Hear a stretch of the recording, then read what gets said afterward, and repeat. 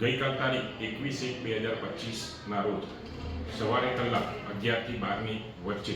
Patdi police સ્ટેશનની હદમાં આવેલ devotion સ્કૂલની પાછળ પમ્પિંગ સ્ટેશનની અંદર પાટડી નગરપાલિકાના કોન્ટ્રાક્ટના કુલ 3 કર્મચારીઓ પમ્પિંગ સ્ટેશનની સફાઈ કરવા માટે ગયેલા હતા. આ દરમિયાન પમ્પિંગ સ્ટેશનની અંદર ગટરમાં રહેલ ગેસની ગુંગરામણના કારણે 3 ઈસમોમાંથી કુલ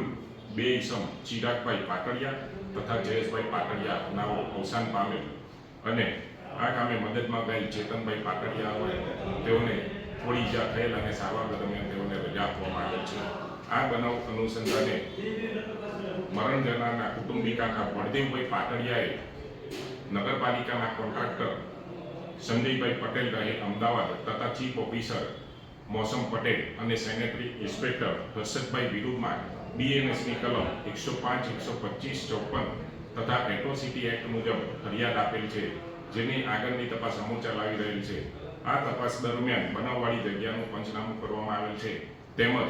તપાસ દરમિયાન કોન્ટ્રાક્ટર સંજયભાઈ પટેલ રહે અમદાવાદનાઓને ડિટેન કરી અને આગળની કાર્યવાહી હાથ ધરવામાં આવેલ છે.